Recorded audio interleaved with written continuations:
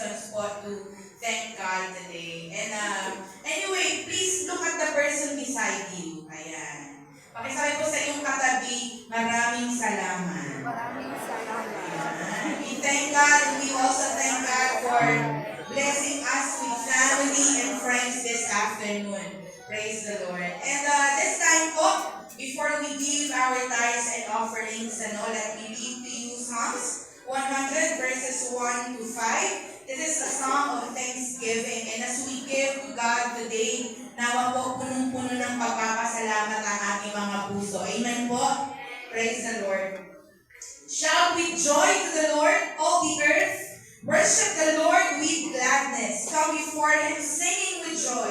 Acknowledge that the Lord is God. He made us, and we are His. We are His people, the sheep of His pasture. Enter His gates with thanksgiving. Go into His courts with praise. Give thanks to Him and praise His name. For the Lord is good. His unfailing love continues forever, and His faithfulness continues to each generation. Amen? We give today because the Lord is good. We give today because the God we are serving is faithful. Amen po ba? Tayong lahat ay umuko at nandali kong manalangin. Praise the Lord. We thank you, God, today. We praise you, Jesus. We give you thanks. Can we just say, thank you, Lord? Thank you, Lord. Thank you, God. Father in heaven, we thank you, God, today. Thank you for your wonderful message. Thank you, God, for reminding us the beauty of gratefulness, the beauty, Lord God, of thanksgiving, the beauty of having hearts, Lord God, mapagpasalamat, Panginoon, mapagpasalamat, O Diyos. Salamat po.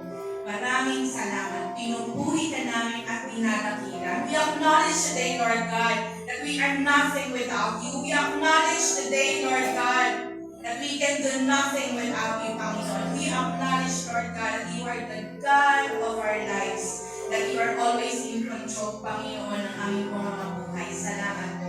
We honor you today, Father. As we give, Lord God, our tithes and offerings, we pray that you be glorified, that you be magnified. Even, Lord, we bless your name for the works that you have entrusted us, for the businesses, Panginoon. Negosyo, maliit, kung gaano man ito kaliit, kalaki, Panginoon, salamat. Kami po ay nagpapasalamat, Panginoon. And we acknowledge today, Lord God, that you are our Jehovah Jireh. You are our great provider, Panginoon. The greatest provider of all. Panginoon, salamat. Pinupuli ka namin at tinadakilan. As we give today, we pray that you be glorified. In the mighty name of Jesus we pray. Amen. Amen. We can now give our tithes and offering.